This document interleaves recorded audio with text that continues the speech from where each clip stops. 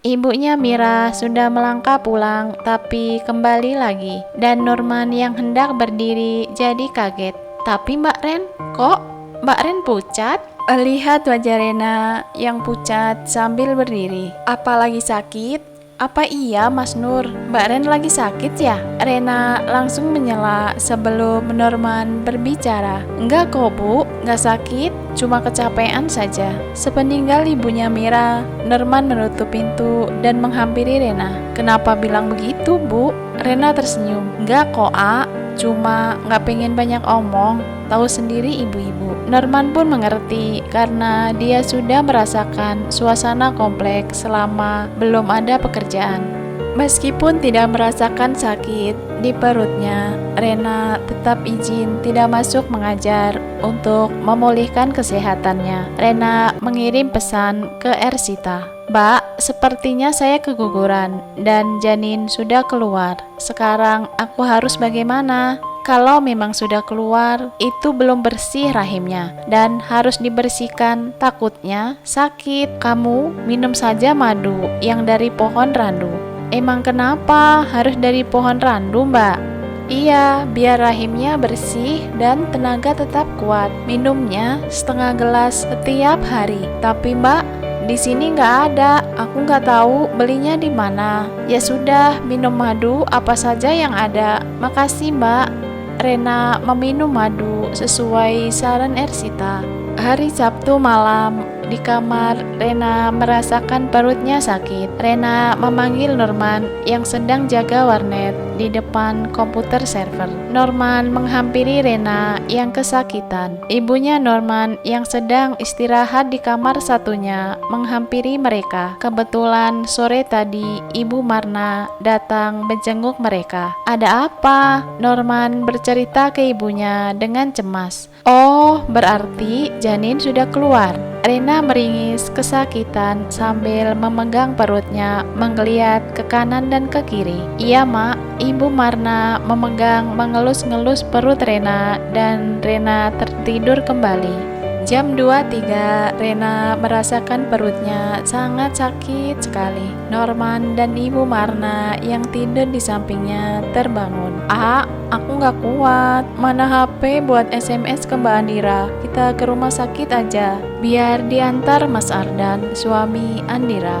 Norman berdiri dan mengambil HP di meja komputer server dan memberikannya ke Rena. Setelah mengirim SMS ke Andira, Andira langsung menelponnya. Waduh, gimana ini Ren? Mas Ardan lagi jaga dan belum pulang. Norman suruh ke depan bapaknya Wawan, minta tolong untuk mengantar kalian ke klinik depan. Norman yang mendengar suara dari HP tersebut, HP di loudspeaker, langsung menuju rumah bapaknya Wawan. Dan 5 menit kemudian Norman kembali. Norman dan Ibu Marna menyiapkan baju Rena dan memasukkan ke dalam tas. Setelah mobil kecil truk box sudah parkir di depan rumah, Rena dan Norman keluar. Norman memapa Rena dengan tas menggantung di bahu kirinya. Perjalanan di dalam mobil terasa lama bagi Rena karena perutnya semakin sakit. Kenapa belum sampai juga? Rena bersandar ke Norman yang berada di samping kirinya, sedang bapaknya Wawan menyopir di sebelah kanannya.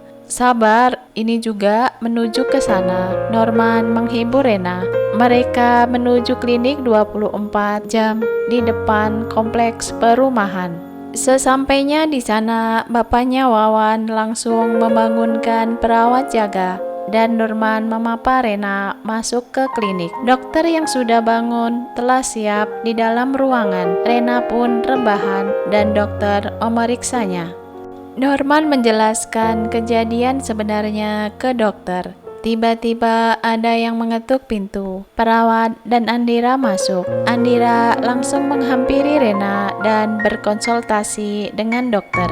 Norman yang tadinya duduk di kursi depan dokter berdiri dan mendekati Rena. Berada di samping Rena, Norman tidak tega melihat Rena yang meringis kesakitan.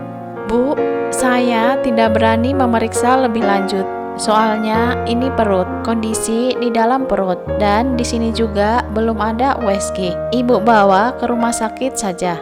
Di sana peralatannya lebih lengkap. Dokter memberikan sarannya. Andira langsung pamit ke depan dan menelpon suaminya. Andira kembali ke ruangan dan melihat wajah Rena yang semakin pucat. Andira cemas dan gelisah. Kemudian keluar kembali dan menelpon kembali. Yah, buruan, sudah di mana? Rena semakin pucat. Buruan ya. 15 menit kemudian Ardan datang dan bapaknya Wawan pulang. Andira yang membawa motor terpaksa motornya ditinggal di klinik dan Rena dibopong Nurman masuk ke mobil Andira. Setelah di dalam mobil, mau ke rumah sakit mana? Tanya Ardan. Ke Depok saja. Nurman memberi saran. Telepon dokternya dulu, takutnya dia nggak ada di rumah sakit tersebut. Rena mengingatkan dengan suara pelan karena menahan sakit dan Norman pun menelpon dokternya. Saya lagi praktek di rumah sakit yang di Pal Cimanggis, Pak. Perbatasan Cimanggis, Depok, dan Jakarta. Sebaiknya Bapak ke sana. Dokter kandungan dulu pernah memberitahukan ke Rena bahwa ia tidak hanya dinas di rumah sakit di Cisalak saja. Ardan melajukan mobilnya ke arah Pal Cimanggis. Sementara Andira cemas karena bibir Rena semakin pucat putih. Yah, cepetan ya, Rena udah gak kuat tuh. Rena di kursi tengah, kepalanya bersandar ke bahu Norman, merintih sepanjang jalan karena merasakan sakit, nyeri di perutnya semakin sakit. Tangan kanan Norman memeluk Rena.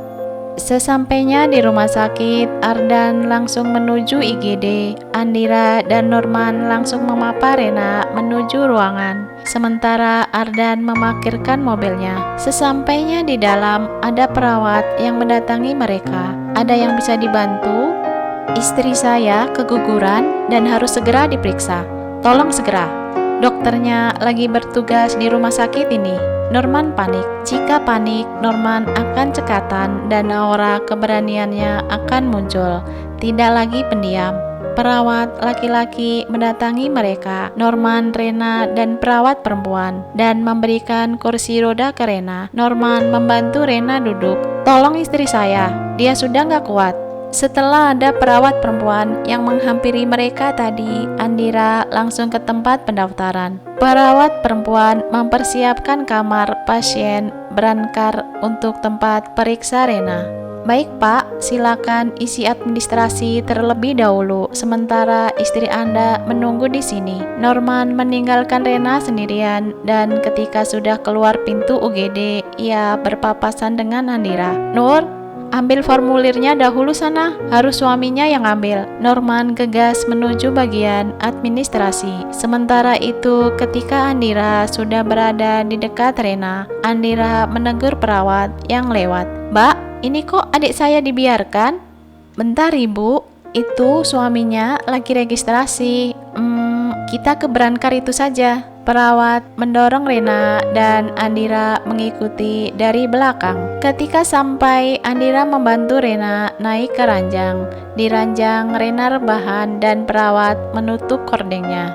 Sementara itu, Norman mengisi biodata dan registrasi. Namun ketika tahu besarnya uang muka yang harus dibayar terlebih dahulu, Norman kebingungan. Norman hanya membawa uang sekitar 1 juta. Itu pun uangnya receh. Pecahan ada yang 1000-an, 2000-an, 10.000-an, 20.000-an, dan banyaknya uang koin. Norman melihat sekeliling mencari Andira, tapi tidak ketemu. Norman lupa Andira ke tempat Rena.